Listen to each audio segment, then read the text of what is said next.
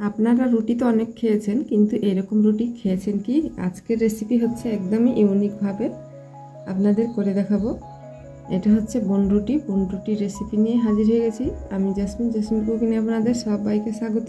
সবাই কেমন আছেন? আশা করছি ভালো আছেন। তো চলুন বন্ধুরা, কিভাবে এই রেসিপিটা বানাচ্ছি দেখা যাক। তো আমি একটা বাটি নিয়েছি, আর বাটিতে আমি নিয়ে নিচ্ছি 1 কাপ জল, আর দিয়ে দিচ্ছি 2 চামচা ইস্ট, আর 1 চামচা লবণ।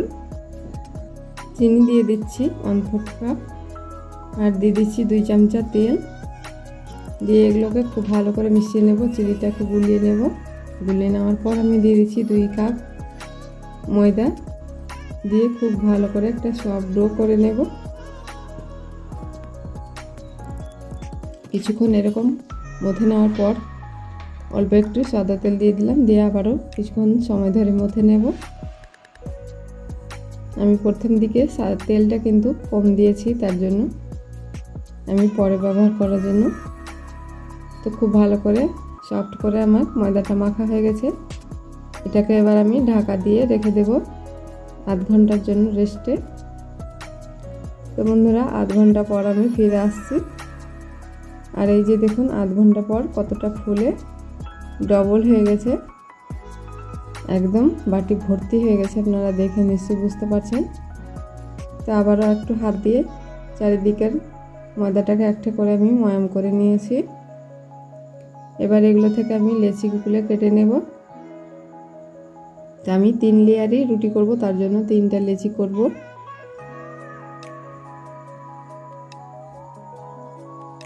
তো এবার লেচিগুলোকে খুব সুন্দরভাবে একটা স্মুথলি বল করে নেব। তো সবগুলোই আমি বল করে নিয়েছি। এবার আমি যে থালাতে ব্রেক করব সেই থালাতে একটু তেল, সাদা তেল দিয়ে আমি ব্রাশ করে নিচ্ছি। এই থালাটাতে আজকে আমি রুটিটা ব্রেক করব। এবার আমি মেঝেতে একটু তেল ফেলে দিলাম, দিয়ে এই রুটিটাকে একটু বড় সাইজের করে বেলে নেব। আগে হাত দিয়ে এভাবে চ্যাপটা করে নিচ্ছি, তারপরে বেলন লাঠি দিয়ে বেলে নেব। তো আমি রুটিটা তেল দিয়ে বেলছি, আপনারা চাইলে ময়দা দিয়েও বেলতে পারেন। তাহলে কিন্তু ময়দা দিলে একটু ময়দাটা লেগে থাকবে, দেখতে ভালো লাগবে না। তেল দিয়ে বেললেই কিন্তু ভালো হয়। তো এভাবে আমি ঘুরিয়ে ঘুরিয়ে একটা গোল রুটি বানিয়ে নিয়েছি।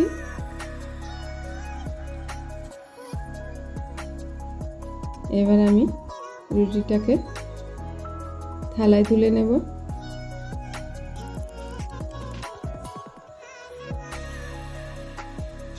থালায় তুলে নিয়ে খুব সুন্দরভাবে একটু হাত দিয়ে ছড়িয়ে দিব চারিদিকে। এবার সাইডে এটাকে রেখে দেব, দিয়ে আবারও রুটি বেলে নেব। একইভাবে আমি 3টে রুটি এভাবে করে বেলে নিচ্ছি, আর থালায় এভাবে নিয়ে নিচ্ছি।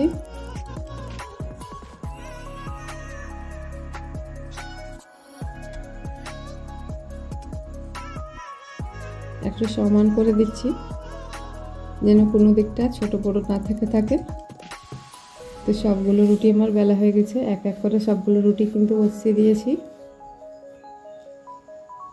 সমান করে।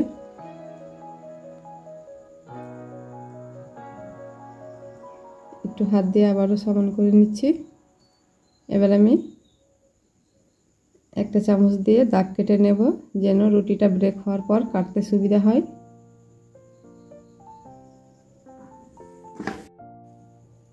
আমি 4টে দাগ টেনে দিলাম এভাবে করে, আর আমি দাগ দেব না, এভাবেই রেখে দেব।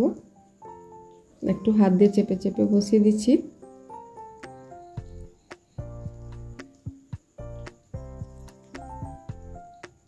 এবার আমি মধ্যখানে একটা চেরি দিয়ে দেব, দেখতে ভালো লাগার জন্য। এটা পুরোপুরি অপশনাল, আপনারা চাইলে দিতে পারেন, চাইলে বাদ দিতে পারেন। তো এভাবে করে আরও একটু আমি চামচ দিয়ে খুব ভালো করে দাগ টেনে নিচ্ছি। আর দেখতে কতটা লোভনীয় লাগছে, এখন থেকে দেখতে কতটা সুন্দর লাগছে। ব্রেক করার পর তো একদম দেখেই মন ভরে যাবে। এবার আমি চলে যাব চুলোর গোড়ায়। তো এটাকে ঢাকা দিয়ে রেখে দিব 10 মিনিটের জন্য। আর এদিকে আমি একটা ডিমের কুসুম নিয়েছি, কুসুমটাকে ফেটে নেব। একটু কালারটা ফুল করার জন্য আমি অল্প একটু ফুড কালার দিয়ে দিচ্ছি, রেড ফুড কালার দিয়ে খুব ভালো করে মিশিয়ে নিচ্ছি। এটা দিলে একটু লাল লাল ভাব হবে, রুটিটার কালারটা দেখতে ভালো লাগবে। এবার আমি মিশ্রণটাকে, ডিমের মিশ্রণটাকে আমি রুটির গায়ে লাগিয়ে নিচ্ছি।